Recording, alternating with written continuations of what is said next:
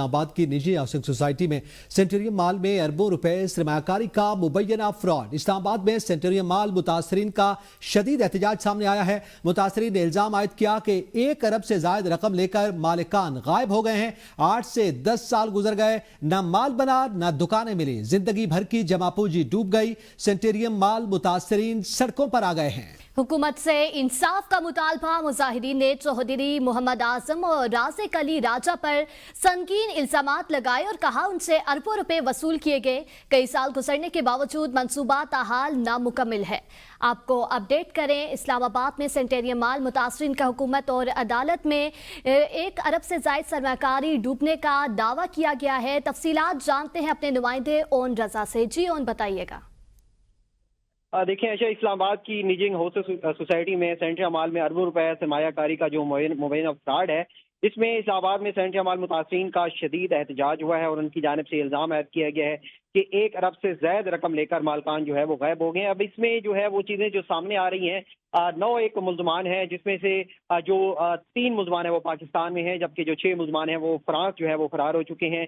और मुतासरीन ने ये भी दावा कर रहे हैं कि 8 से 10 साल पहले जो है ये पैसे इन्वेस्ट किए गए थे और ना माल बना है ना दुकानें बनी है और जिंदगी भर की जो जमा पूंजी थी वो भी डूब गई है।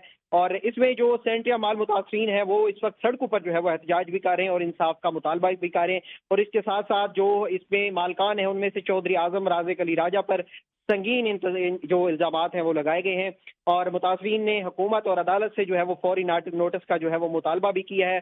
और उनकी जानिब से ये कहा गया है कि सेंटेरियम माल में कई साल से भी जो मुतासरीन इंसाफ से महरूम है और इस्लामाबाद की जो निजी हाउसिंग सोसाइटी का मनसूबा है वो भी इस वक्त जो है वो तनाज़े का शिकार हो चुका है। सेंटेरियम माल मुतासरीन ने शिफाफ तहकीकात का मुतालबा भी किया है और 1 अरब से ज्यादा सरमायाकारी डूबने का दावा भी किया गया है। सरापा एहतजाज है। अब इसमें जो अहम बात है वो ये है कि 9 मुल्ज़मान हैं, जो 6 अहम मुल्ज़मान हैं वो इस वक्त फ्रांस में हैं।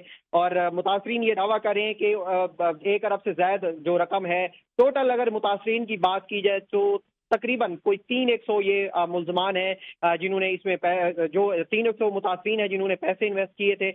और ये केस नैब में भी गया, लेकिन नैब की जानिब से जो मौक़िफ़ अख्तियार किया गया वो ये था कि एक हद मुकर्रर की गई थी कुछ तरमीम के बाद के जो एक मुकर्ररा रकम की करप्शन या फ्रॉड होगा वो ही नैब उसको जो है वो सुनेगा।